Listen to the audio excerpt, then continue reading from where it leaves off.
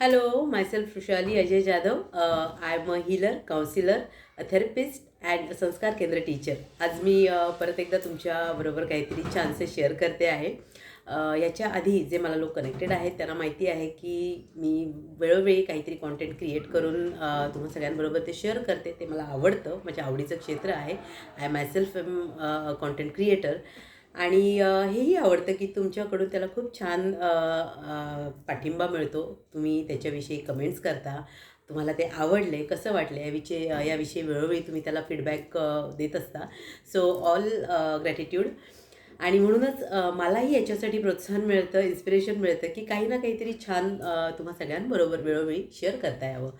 आज ॲक्च्युली खूप दिवसांनी मला I am a very transparent kind of person आणि मला नेहमीच आवडतं की जे मनापासून वाटतं आपल्याला करावंसं किंवा आपल्याला ज्या गोष्टींचा छान अनुभव आला आहे, जे छान विचार आपल्यात खूप काहीतरी क्रिएट करतात ते दुसऱ्यांबरोबर शेअर करणं मला स्वतःला खूप आवडतं.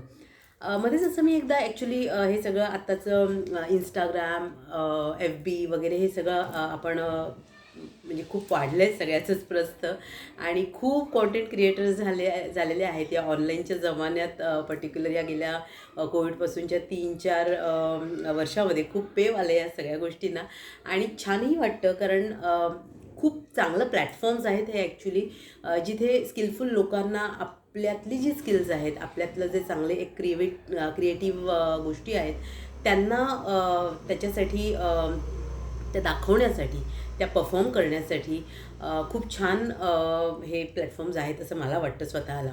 पण अर्थात आपण ते कुठल्या पद्धतीने हँडल करतो, कुठल्या पद्धतीने त्याचा वापर करतो, हे फार महत्त्वाचं आहे. It matters the most.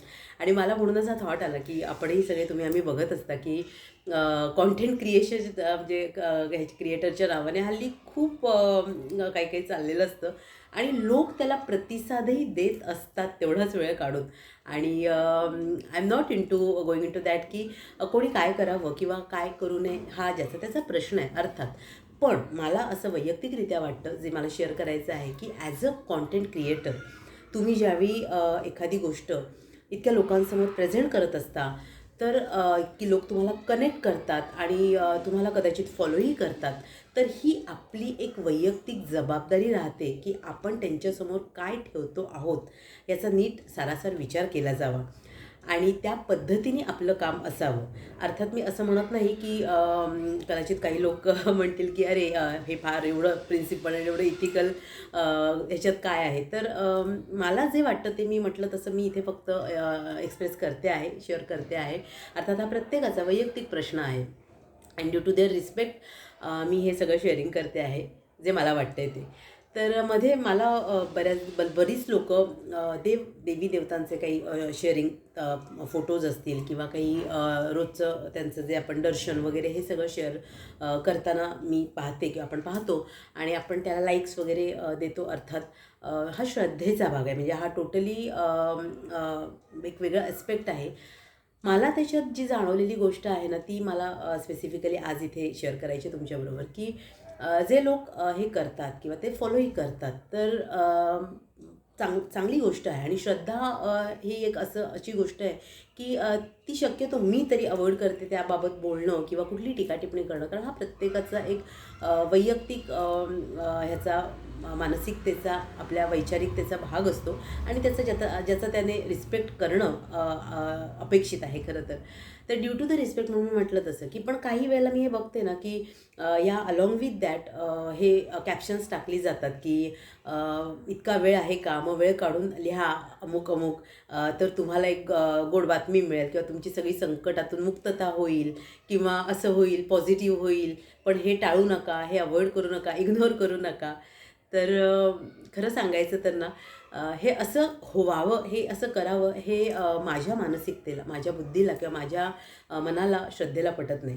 कारण परमेश्वराचं म्हणजे जी कनेक्टिव्ह आहे लोकांची ती अतिशय एक वेगळ्या स्तरावरची असते. ती एक आपली भावना असते, आपली श्रद्धास्थानं असतात आणि त्या फिलिंग्सबरोबर थोडंसं असं इमोशनली त्याला टॅकल करणं just because getting some likes or that, मी असंही म्हणत नाही की त्याच इंटेन्शननी प्रत्येकच जण करतो. काही जण पूर्ण भावाने श्रद्धेने कन्सिस्टंटली एक सेवा म्हणून करतात.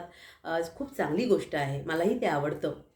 आणि पण काही जर असं असेल की ती कॅप्शन्स लिहायची गरज नसते ना. परमेश्वर म्हटलं की आपण आपला भाव तिथे अर्पण करतोच. आपण त्याला लाईक देणारच आहोत की आपल्याला ते आवडलं तर आपण तिथे आपलं तसं प्रतिक्रिया देणारच आहोत. त्याच्यासाठी असं काही लिहिणं आणि मग काय होतं, मी स्वतः एक काउन्सिलर आहे, त्याच्यामुळे आय कुड अंडरस्टँड की आपण कुठेतरी समहाऊ म्हणजे आपलं प्रामाणिक राहून आपण विचार करावा की आपण हे अपेक्षित धरतो की असं काही असेल तर आपण जनरली की चला लाईक देण्याला किती वेळ लागतो नाही का, 2 सेकंद खरं तर लागतात, मग आपण त्याला लाईक देतो किंवा हे करतो. पण हे खरं तर हा श्रद्धेचा भाग नाही. हा कुठेतरी तुमच्या एका तुम्ही कॉन्शियसली हे करता किंवा कुठेतरी एका भीती म्हणजे जी असते ना की अरे कशाला देऊन टाकूया ना, अशा एका जाणीवेने करता. तर ते मला वाटतं थोडंसं घातक आहे, कारण ह्याच्यात सगळ्यात ट्रॅप होतात ते आपल्या भावना, आपल्या फिलिंग्ज, आपल्या श्रद्धा. आणि कोणाच्याही श्रद्धांशी किंवा भावभावनांशी खेळणं हे बरं नाही किंवा हे माझ्या बुद्धीला तरी पटत नाही.